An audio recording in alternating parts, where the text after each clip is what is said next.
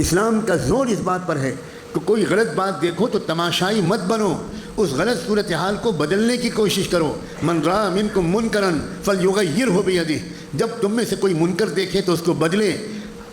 ہمارے درمیان منکر کا جب لفظ آتا ہے تو کوئی چھوٹی داڑھی کو منکر مان لیتا ہے، کوئی ٹی وی کو منکر مان لیتا ہے، کوئی بے پردگی کو منکر مان لیتا ہے، کوئی موبائل کے غلط استعمال کو منکر مان لیتا ہے۔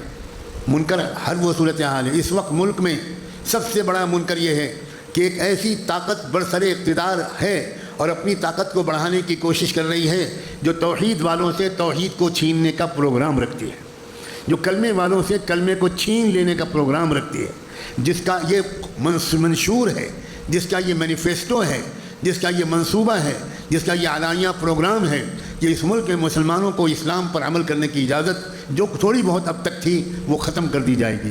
مدرسے بند ہوں گے، نوجوان مسلمانوں سے جیل بھر جائیں گے، اور لڑکیوں کی بے عزتی ہوگی، عزت و آبروی لوٹی جائے گی، حجاب پر پابندی لگے گی۔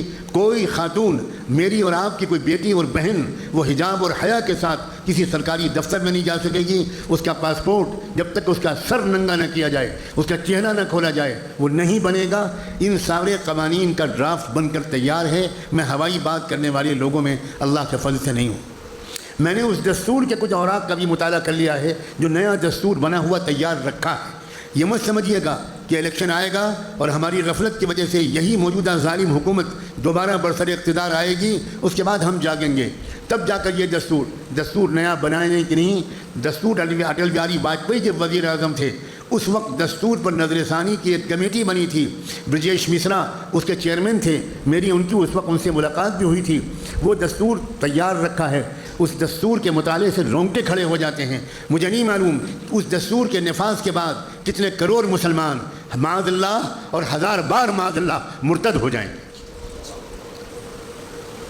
مسلمانوں جاگو، خدا کے بندوں، ایک اجتماعی بیدار امت بنو۔ منکر کو بدلنا، موجودہ صورتحال کو بگڑنے سے بچانا، مزید بگڑنے سے بچانا، کچھ سدھار کی طرف لے کر جانا، اس کا پہلا مرحلہ آج الیکشن کے ذریعے شروع ہو چکا ہے۔ آج پہلا دن ہے اور یہ الیکشن عام الیکشن نہیں ہے۔ آپ ہزاروں مرتبہ یہ جملہ بہت سے لوگوں کی زبان سے سن چکے ہوں گے۔ یہ الیکشن خدا نخواستہ ملک کی تاریخ کا آخری الیکشن ثابت ہوگا۔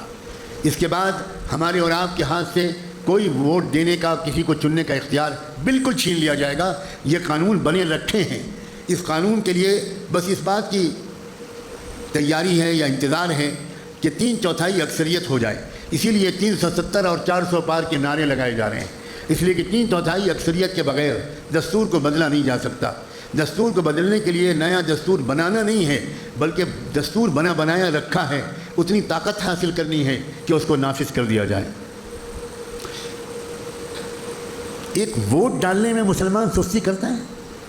ایک ووٹ ڈالنے کے ذریعے آپ صورتحال کو بہتر بنا سکتے ہیں، بدتر بننے سے روک سکتے ہیں۔ ایک وہ قوم ہے جو گولیاں کھا کر، بموں سے اپنے جسموں کا چتھڑے اڑوا کر وہ صورتحال کو بدلنے کی کوشش کر رہی ہے۔ فیصلہ کیجئے کہ وہ ایمان والے ہیں کہ ہم ایمان والے ہیں۔ آپ کو معلوم ہوگا، نہیں معلوم ہوگا، گزشتہ سال جنگ کے دوران 6 مہینے، 6.5 مہینے سے فلسطین بموں کی زد میں ہے، گولیوں کی بوچھاروں کی زد میں ہے، اور ان بموں اور گولیوں کے درمیان فلسطین میں 36,000 لڑکیاں حافظ قرآن ہوئی ہیں۔ ہم ایمان والے ہیں کہ وہ ایمان والے ہیں؟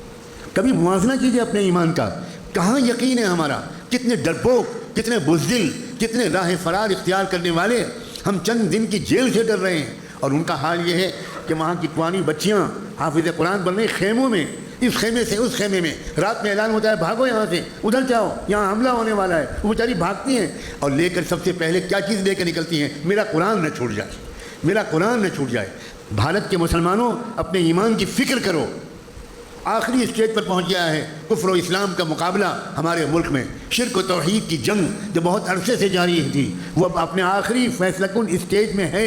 آپ کی داڑھی، آپ کا کرتا پاجامہ اور ٹوپی یہ اس بات کی علامت کافی نہیں ہے کہ آپ ایمان والے ہیں۔ اللہ تعالیٰ آئندہ آنے والے دنوں میں دیکھے گا کون ایمان والا ہے۔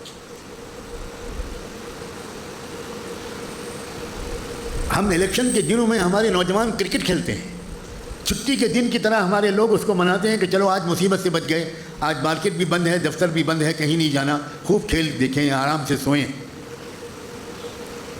یہ تو خدا کا شکر ہے کہ ملک کے موجودہ حالات میں مساجد کے اندر ان موضوعات پر گفتگو کا رواج شروع ہو گیا، ورنہ ہماری ذہنی پسماندگی، اسلام کو نہ سمجھنے کا ہمارا حال یہاں تک پہنچ گیا تھا کہ زندگی اور موت جیسے مسائل پر بھی مسجدوں میں علماء کو